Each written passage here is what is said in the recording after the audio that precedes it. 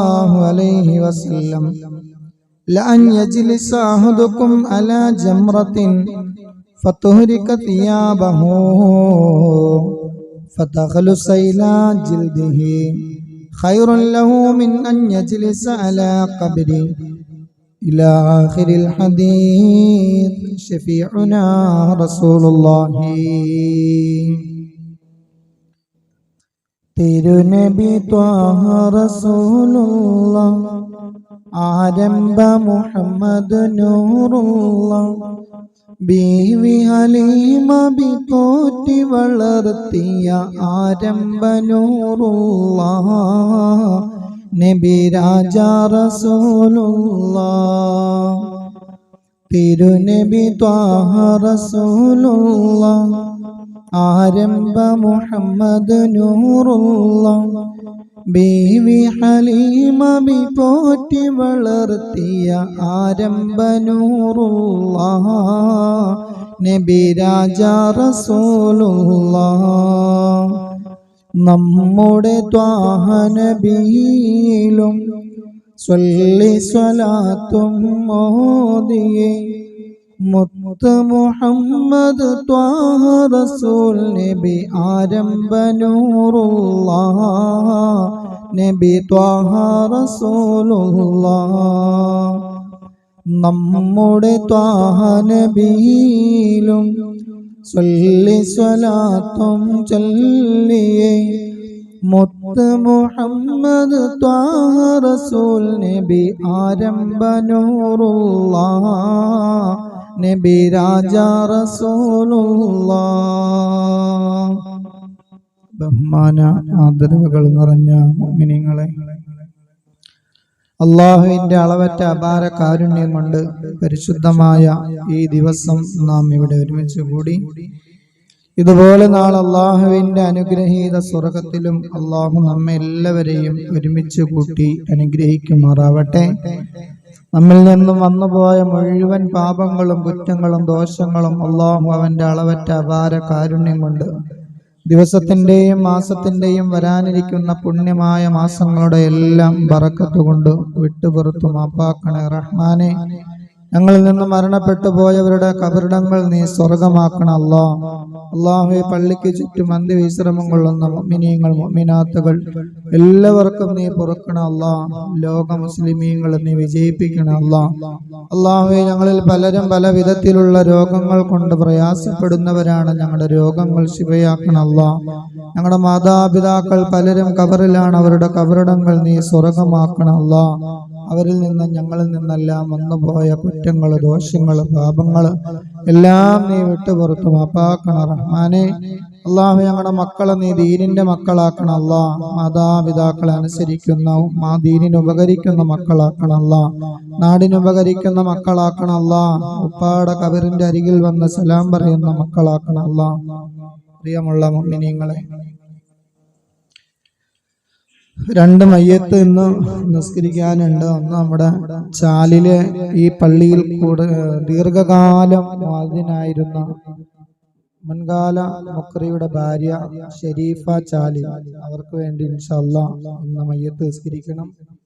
അതുപോലെ വേണ്ടുവഴി ഗവൺമെന്റ് സ്കൂളിലെ അറബി അധ്യാപകനായിരുന്ന ഫരീദ് സാർ, അറബി അല്ല അറബിയാണ്.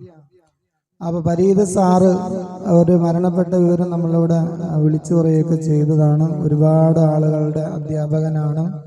അല്ലാഹ് അവർക്കും വേണ്ടി നമുക്ക് മയ്യത്ത് നിസ്കരിക്കണം. അല്ലാഹു സ്വീകരിക്കട്ടെ. പരിശുദ്ധമായ റജബ് മാനവികതയുടെ ഒരു അടയാളമാണ് റജബ്. ലോകത്തുള്ള മുഴുവൻ ജീവജാലങ്ങളോടും കരുണ കാണിക്കേണ്ട മാസമാണ് റജബ്. കാരണം നിഷിദ്ധമായതെല്ലാം അല്ലാഹു തആല ചെയ്യരുതെന്ന് പറഞ്ഞ മാസമാണ് റജബ്. എന്തുകൊണ്ടാണ് ഇങ്ങനെ ഈ 4 മാസങ്ങളെയൊക്കെ അല്ലാഹു പവിത്രമാക്കാൻ കാരണം? എല്ലാത്തിനും അതിൻ്റെതായ ലക്ഷ്യങ്ങൾ ഇസ്ലാമിലുണ്ട്. 12 മാസങ്ങളിലും ഇതുപോലെ തന്നെയല്ലേ? പിന്നെ എന്താ ഈ 4 മാസങ്ങൾക്ക് ഇങ്ങനെ പ്രത്യേകമാക്കിയത്? അതുപോലെ എന്തുകൊണ്ടാണ് അല്ലാഹു അവന്റെ ലോകത്തോ അല്ലാഹു തആല തന്നെ പടച്ച മനുഷ്യരെ കുറിച്ച് അല്ലാഹ് തന്നെ പറയുന്നു, വലഖദ് കറംനാ ബനി ആദം. ആദം നബീനെ സൃഷ്ടിച്ചും അല്ലാഹു ആണ്. അവിടുത്തെ സന്താന പരമ്പരങ്ങളെല്ലാം സൃഷ്ടിച്ച് പരിപാലിച്ചു പോരുന്നവൻ അല്ലാഹു ആണ്. എന്നിട്ട് അല്ലാഹ് തന്നെ ഖുർആനിൽ പറയുന്നു, വലഖദ് കറംനാ ബനി ആദം. ആദം സന്തതികളെയൊക്കെ ഞാൻ ബഹുമാനിച്ചു. അതിനെ കുറിച്ചൊക്കെയാണ് നമുക്ക് പറയാനുള്ളത്. അല്ലാഹു സുബ്ഹാനഹു വ തആല അനുഗ്രഹിച്ച മാസമാണ് പരിശുദ്ധമായ റജബ് മാസം.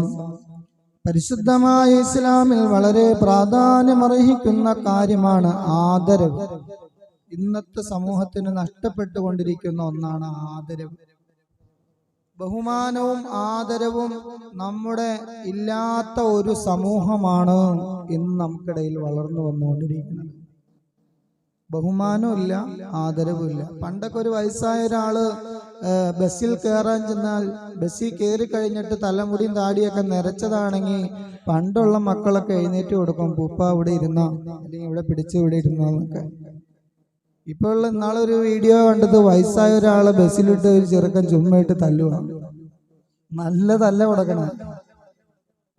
അപ്പൊ ബഹുമാനം എന്നത് പണ്ട് നമ്മുടെ ഒരു ഗർഭിണിയായ ഒരു പെണ്ണ് അല്ലെങ്കിൽ ഒരു പ്രായം ചെന്ന ഒരാള് ഒരു ബസ്സിൽ കയറി ചെന്നാൽ ഒരു മാനുഷിക പരിഗണന ഉണ്ടാവും. നമ്മളെക്കാൾ വയസ്സിന് മൂത്ത ആളാണല്ലോ, ഒന്ന് ബഹുമാനിക്കണം, ഒരു റെസ്പെക്ട് നമ്മൾ കൊടുക്കണം എന്നുള്ള ഒരു മാനുഷിക ബോധം ഉണ്ടായി ഒരു കാലത്ത്.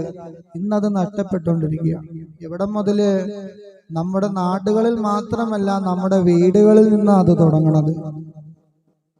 നമ്മുടെ വീടുകളിൽ നിന്ന് തന്നെ മാതാപിതാക്കളോട് മക്കൾക്ക് ബഹുമാനമില്ല, ആദരവില്ല. പണ്ട് മദ്രസയൊക്കെ വിട്ട് മക്കള് വീട്ടിലേക്ക് വരുമ്പോൾ വാപ്പ ഉമ്രപ്പെടുമ്പോൾ എന്താണ്, പെരയുടെ മുൻവശത്ത് ഇരിക്കുകയാണെങ്കിൽ മക്കള് പുറകോടെ മാറി അടക്കള വഴിയെ കയറി വീട്ടിലേക്ക് പോകുള്ളൂ പണ്ടത്തെ കാലത്ത്. ഇപ്പൊ മദ്രസ വിട്ട് തന്നെ മക്കൾ വരുന്നത് വാപ്പ എങ്ങാനും കണ്ടു കഴിഞ്ഞാൽ വാപ്പ എവിടെയെങ്കിലും പോയി ഒളിച്ചിരുന്നോളാം. പിള്ളേർ കയറി കഴിഞ്ഞാൽ ചായ മുടി കഴിച്ച് ബാക്കി ഉണ്ടെങ്കിൽ മക്കൾ കുടിക്കും.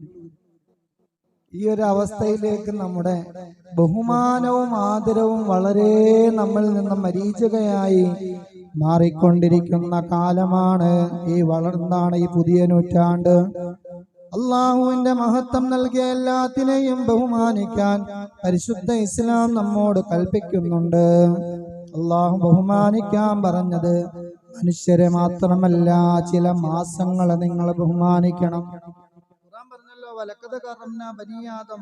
അല്ലാഹ് തന്നെ മനുഷ്യനെ പഠിച്ചിട്ട് അല്ലാഹ് തന്നെ പറയാ, മനുഷ്യരെ ഞാൻ ബഹുമാനിച്ചിട്ടുണ്ട്. അതുകൊണ്ട് തന്നെ മനുഷ്യന്റെ എന്താണ് അഭിമാനത്തിന് കോട്ടം വരുന്ന ഒന്നും തന്നെ ഒരാൾ ചെയ്യാൻ പാടില്ല, ഹറാമാണ്. അവന്റെ അഭിമാനം, അവന്റെ അന്തസ്, അവന്റെ രക്തം, അവന്റെ ജീവൻ, അവകാശമില്ലാത്ത ഒരു മനുഷ്യന്റെ എന്തും അപഹരിക്കൽ കുറ്റം തന്നെയാണ്. ഇതുപോലെ മനുഷ്യനോടുള്ള ബഹുമാനം മാസങ്ങളോടുണ്ടാവണം. മാസങ്ങളോട് മാത്രമല്ല, ചില ദിവസങ്ങൾക്കുണ്ടാവണം. ദിവസങ്ങൾക്ക് മാത്രമല്ല, ചില രാത്രികൾക്കുണ്ടാവണം. ചില രാവുകൾ അതിപ്രധാനമാണ്. അതുപോലെ തന്നെ ചില കല്ലുകളെ നിങ്ങൾ ബഹുമാനിക്കണം. ആ കല്ലുകളാണ് ഹജറുൽ അസ്വദ്. കല്ലാണ്, നിർജീവമാണെന്ന് വിചാരിച്ച് നിങ്ങൾ അതിനെ ബഹുമാനിക്കാതിരിക്കല്ലേ. ചില മരങ്ങളുണ്ട്, ചില ചെടികളുണ്ട്, ചില സ്ഥലങ്ങളുണ്ട്. നമ്മുടെ ഓരോരുത്തരുടെയും വീടിന്റെ മുറ്റത്തിരിക്കുന്ന അല്ലെ, മുറ്റത്ത് ഏതോ കുടിയിൽ വളർന്ന് സൂര്യപ്രകാശമേറ്റ് വേരുകൾ താണ്ടി വെള്ളം സംഭരിച്ച് വളർന്ന ഒരു വലിയ വൃക്ഷമായിരുന്നു നമ്മുടെ മിമ്പർ. ആ മിമ്പർ, ആ തേക്ക് മുറിച്ച് പണിത് അതൊരു മിമ്പറായി പള്ളിയുടെ ഉള്ളിൽ വന്നപ്പോൾ ആ മിമ്പറിനെ നാം ബഹുമാനിക്കണം. അല്ലെ, എല്ലാവർക്കും അതിൻ്റെ അകത്ത് കയറിയിരിക്കാൻ പറ്റുമോ? ഖത്തീബന്മാരായ ഖുത്ബ ഓതുന്നവർക്ക് മാത്രം ഇസ്ലാമിക ശരീഅത്ത് അനുസരിച്ച് പണ്ടുകാലം മുതൽ ഇവിടെ വരുന്ന ഒരു സംവിധാനമാണ് മിമ്പർ, മിഹ്റാബ്. അല്ലെ, ഏതോ കാട്ടിൽ നിന്ന ഒരു തേക്കുമരമായിരുന്നു. ആ കാട്ടിൽ നിന്നപ്പോ അതിന്റെ ചോട്ടിലൊക്കെ പോയി മൂത്രം വെച്ചിട്ടുണ്ട്. പട്ടിയും കാക്കയും പൂച്ചയൊക്കെ വന്നതിനകത്ത് ഒരുപാട് ഇരുന്നിട്ടുണ്ട്. അന്നൊന്നും നമ്മൾ ആ മരത്തെ ബഹുമാനിച്ചിട്ടില്ല. പക്ഷെ അതെന്താണ്, ഒരു മിമ്പറിന്റെ രൂപത്തിൽ നമ്മുടെ പള്ളിയിൽ വന്ന് അത് സ്ഥാനം പിടിച്ചപ്പോ അതിനെ നമ്മൾ ബഹുമാനിക്കണം. ചില കല്ലുകളുണ്ട്, മഖാമു ഇബ്രാഹിം, ഹജറുൽ അസ്വദ് പോലെയുള്ള സ്ഥലങ്ങൾ. ചില സ്ഥലങ്ങളെ നമ്മൾ ബഹുമാനിക്കണം, ചില വ്യക്തികളെ നമ്മൾ ബഹുമാനിക്കണം, ചില ദിവസങ്ങളെ നമ്മൾ ബഹുമാനിക്കണം. അതുപോലെ തന്നെ ചില രാത്രികളെയും നമ്മൾ ബഹുമാനിക്കണം. അല്ലാഹുവിന്റെ റസൂൽ പറയുന്നു, ഇന്നല്ലാഹ ഇസ്തഫാ സ്വഫായ മിൻ ഖൽഖിഹി. അല്ലാഹു സുബ്ഹാനഹു വ തആല ഇസ്തഫാ, അവൻ തെരഞ്ഞെടുത്തു, സഫായ മിൻ ഖൽഖിഹി, അവന്റെ സൃഷ്ടിജാലങ്ങളിൽ നിന്നും തെളിഞ്ഞതിനെ അല്ലാഹു തെരഞ്ഞെടുത്തു. ഇസ്തഫാ മിനൽ മലായികത്തി റുസുലാ, മലക്കുകളിൽ നിന്ന് അല്ലാഹു തആല മുർസലുകളായ മലക്കുകളെ തെരഞ്ഞെടുത്തു. എല്ലാ മലക്കുകളും തെരഞ്ഞെടുത്തില്ല, പ്രവാചകന്മാർക്ക് സന്ദേശമായി പോകുന്ന മലക്കുകളെ അല്ലാഹു തെരഞ്ഞെടുത്തു. വമിനന്നാസി റുസുല, ജനങ്ങളിൽ നിന്നും മുർസലീങ്ങളായവരെ തെരഞ്ഞെടുത്തു. വസ്തഫാ മിനൽ കലാമി ദിക്റാ, ലോകത്തുള്ള മുഴുവൻ സംസാരങ്ങളിൽ നിന്നും അല്ലാഹുവിന്റെ കലാമായ ഖുർആനിനെ അല്ലാഹു തെരഞ്ഞെടുത്തു. വസ്തഫാ മിനൽ അർളി, എന്താണ്, ഭൂമിയിൽ നിന്ന് അല്ലാഹു തആല തെരഞ്ഞെടുത്തത് അൽ മസാജിദ, അത് പള്ളികളാകുന്നു. പിന്നെയോ വസ്തഫാ മിനശ്ശുഹൂർ, മാസങ്ങളിൽ നിന്നും അല്ലാഹു തെരഞ്ഞെടുത്തത് റമളാൻ വല്ലശ്ശുഹുരിൽ ഹുറുമാ, റമളാനെയും ഹുറുമത്താക്കപ്പെട്ട മാസങ്ങളെയും അല്ലാഹു തെരഞ്ഞെടുത്തു. വസ്തഫാ മിനൽ അയ്യാമി, ദിവസങ്ങളിൽ നിന്നും അല്ലാഹു തെരഞ്ഞെടുത്തത് യൗമൽ ജുമുഅത്തി, അത് ദിവസങ്ങളുടെ നേതാവ് വെള്ളിയാഴ്ചയെ അല്ലാഹു തെരഞ്ഞെടുത്തു. വമിനൽ ലയാലി, രാവുകളിൽ നിന്ന് അല്ലാഹു തെരഞ്ഞെടുത്തത് മിൻ ലൈലത്തുൽ ഖദ്രി, ലൈലത്തുൽ ഖദറിനെയാണ് അല്ലാഹു തെരഞ്ഞെടുത്തത്. അതുകൊണ്ട് എൻ്റെ മുസ്ലിമേ,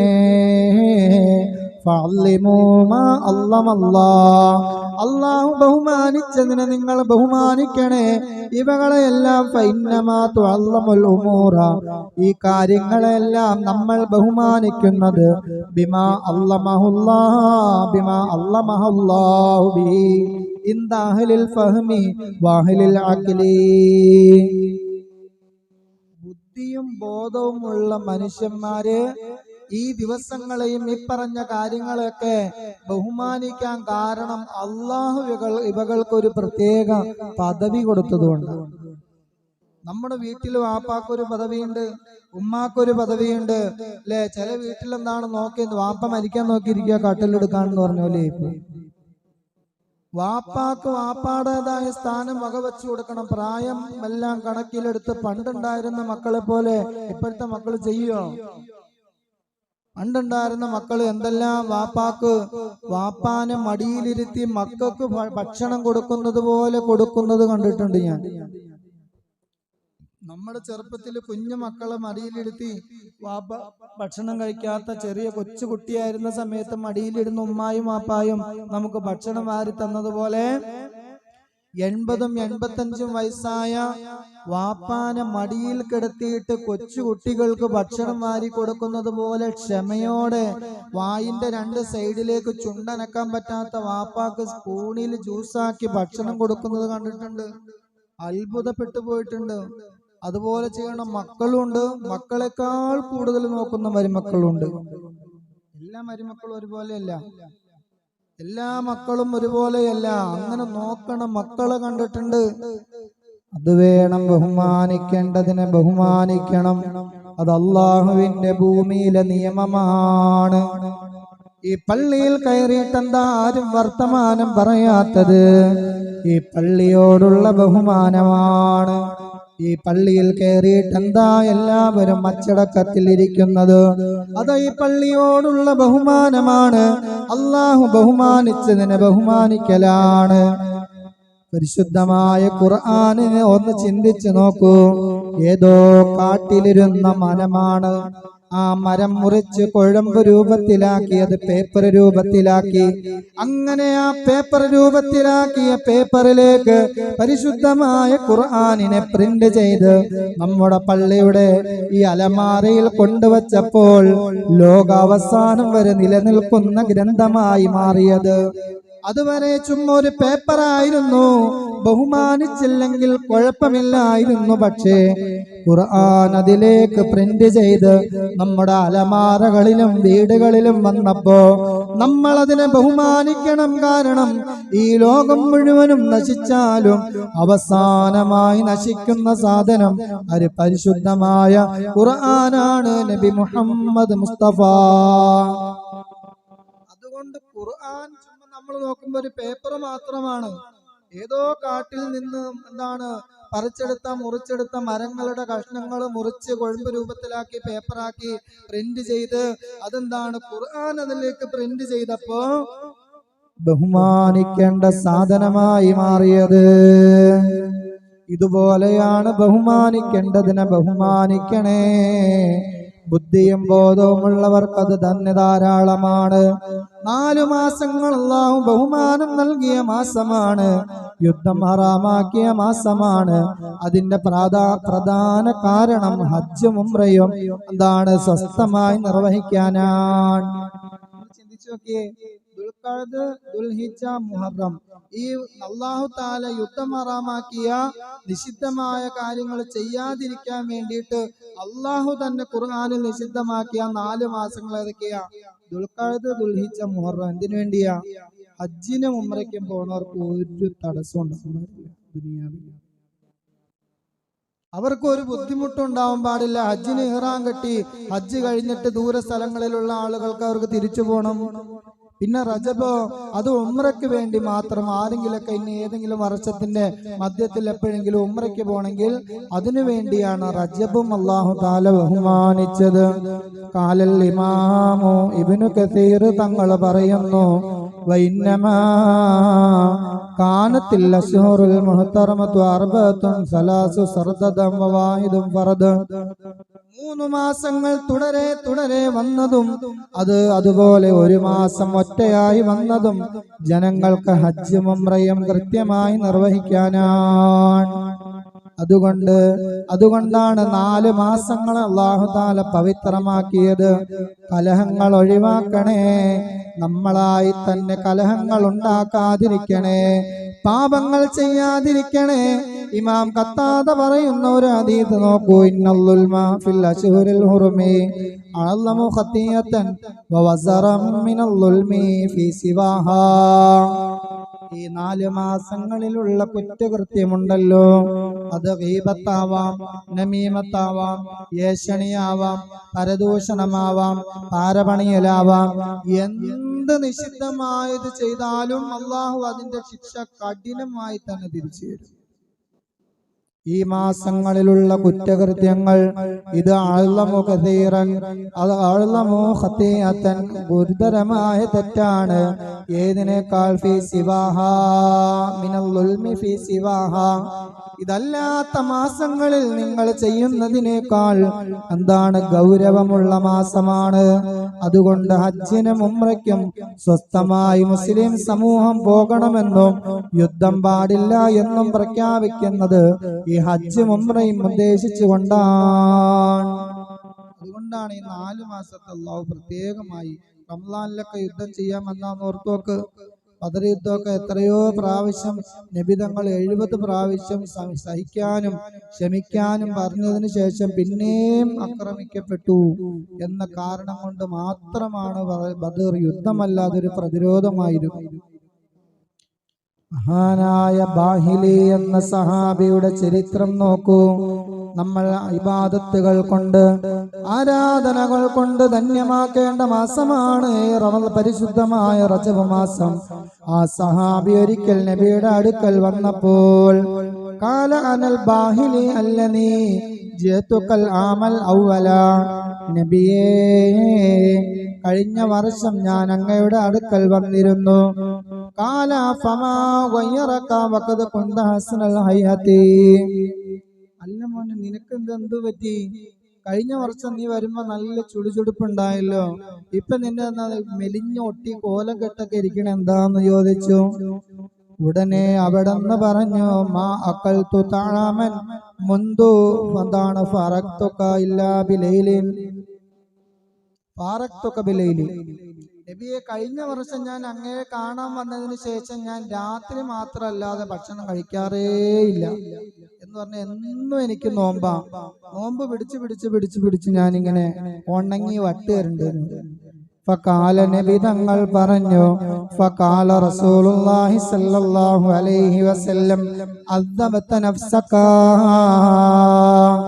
പൊന്നുമോനെ, നീ നിന്റെ ശരീരത്തോട് അദാബ് കാണിച്ചു. നീ നിന്റെ ശരീരത്തെ ആക്കുന്നതാണ് ശിക്ഷിച്ചിരിക്കുന്നു.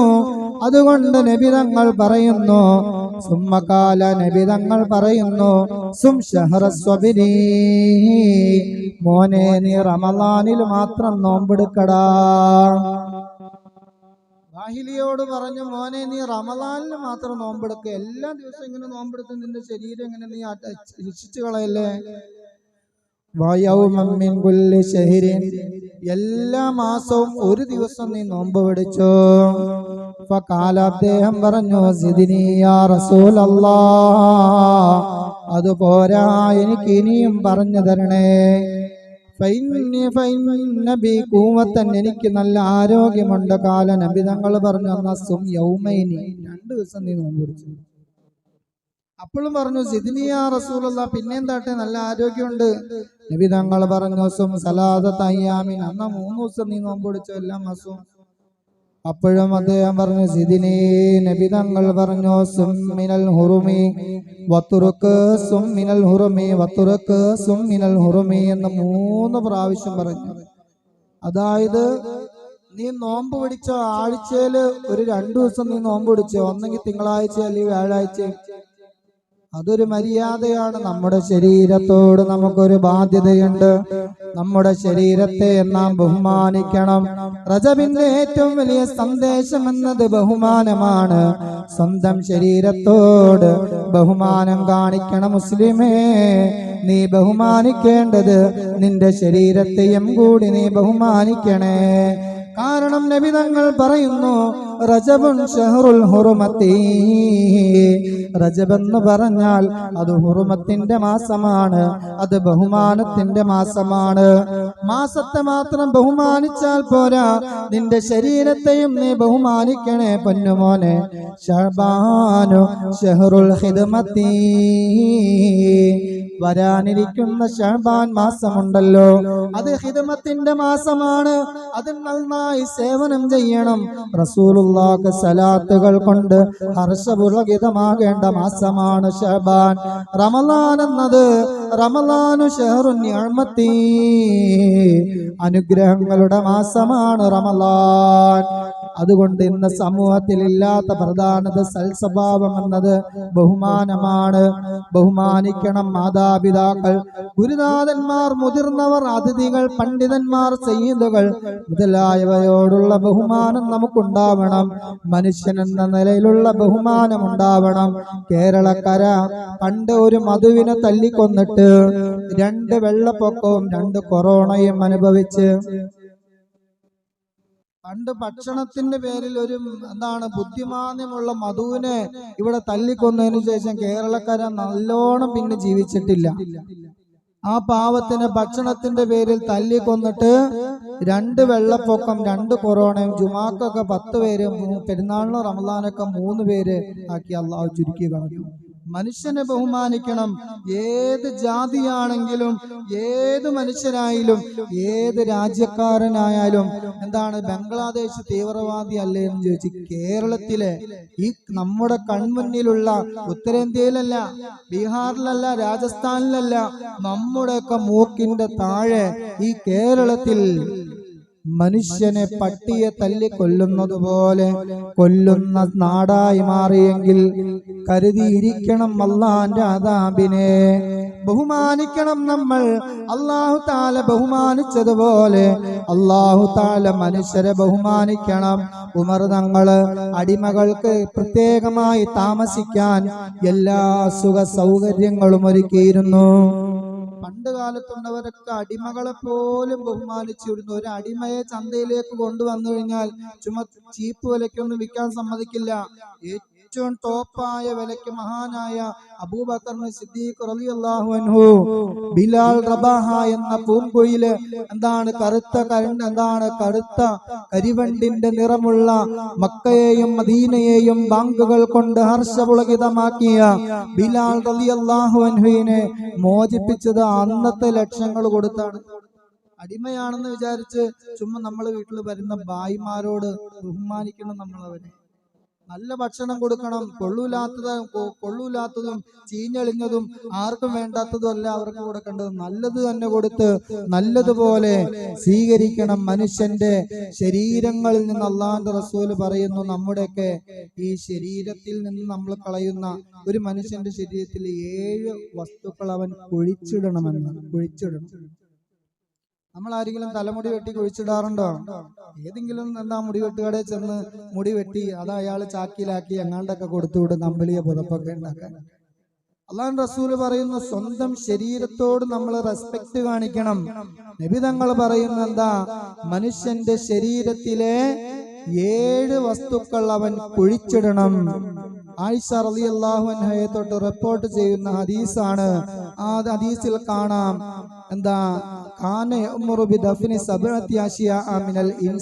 മനുഷ്യന്റെ ശരീരത്തിൽ നിന്ന് 7 സാധനങ്ങൾ നിങ്ങൾ ദഫൻ ചെയ്യണം. ഒന്നാമത്തത് മുടിയാണ്.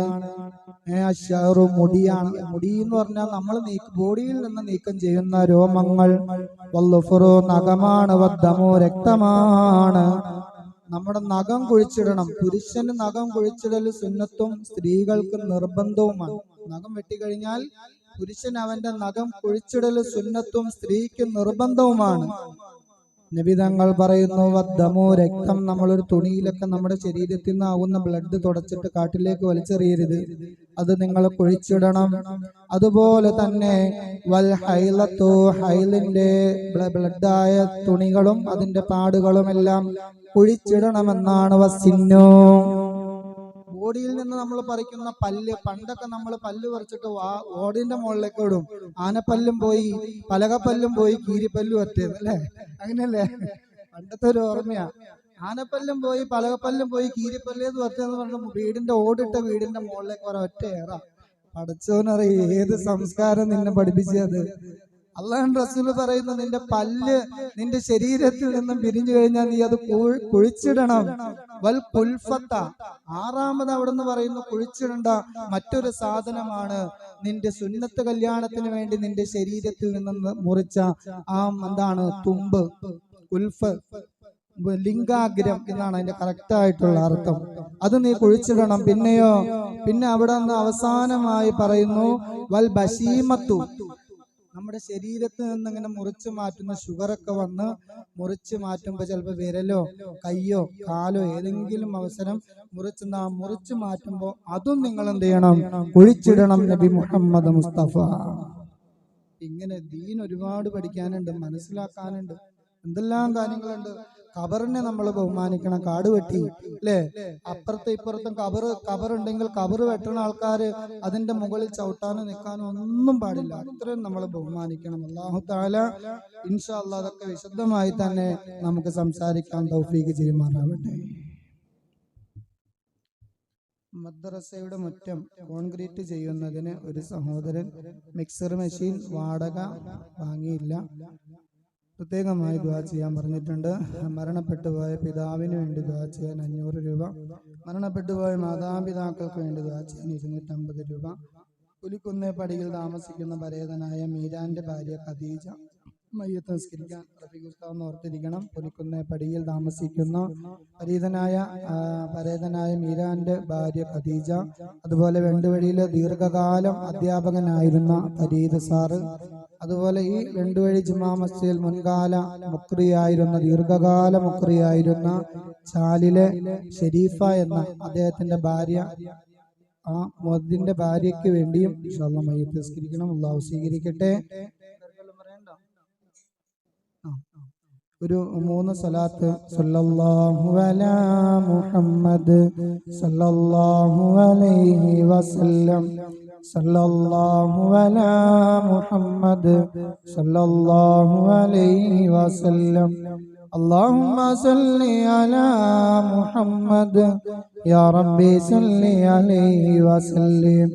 അർഹമുറാഹിമീനായ രാജസയ്യിദായ അൽ മലിക്കുൽ ജബ്ബാറായ റഹ്മാനെ, മദ്രസയുടെ മുറ്റം കോൺക്രീറ്റ് ചെയ്യുന്നതിന് വേണ്ടി ആ മിക്സർ മെഷീൻ വാടക ഒന്നും വാങ്ങിക്കാതെ തന്ന ആ സഹോദരനെ നീ സ്വീകരിക്കണേ അല്ലാ, നീ കബൂലാക്കണേ അല്ലാ. അവിടുത്തെ മാതാപിതാക്കളെ അനുഗ്രഹിക്കണേ അല്ലാ, അവിടുത്തെ കുടുംബത്തെയും മക്കളെയും നീ അനുഗ്രഹിക്കണേ അല്ലാ. അവിടുത്തെ കച്ചവടത്തിലും ജോലിയിലും നീ ബറക്കത്ത് ചൊരിയണേ അല്ലാ. അല്ലാഹുവേ, ഞങ്ങൾ ഓരോരുത്തരെയും നീ അനുഗ്രഹിക്കണേ അല്ലാ. അല്ലാഹുവേ, പഠിച്ചവനെ, മരണപ്പെട്ടു പോയ പിതാവിന് വേണ്ടി ദുആ ചെയ്യാൻ 500 രൂപ നീ സ്വീകരിക്കണേ അല്ലാ, നീ കബൂലാക്കണേ അല്ലാ. അല്ലാഹുവേ, പഠിച്ചവനെ, അവരുടെ കബറിടങ്ങൾ നീ സ്വർഗമാക്കണേ അല്ലാ. ദുനിയാവിൽ വന്നുപോയ പാപങ്ങൾ നീ പൊറുക്കണേ അല്ലാ. മരണപ്പെട്ടു പോയ മാതാപിതാക്കൾക്ക് വേണ്ടി ദുആ ചെയ്യാൻ പറഞ്ഞിരിക്കുന്നു, പൊറുക്കണേ അല്ലാ. അല്ലാഹുവേ, അവരുടെ ദോഷങ്ങൾ പൊറുക്കണേ അല്ലാ.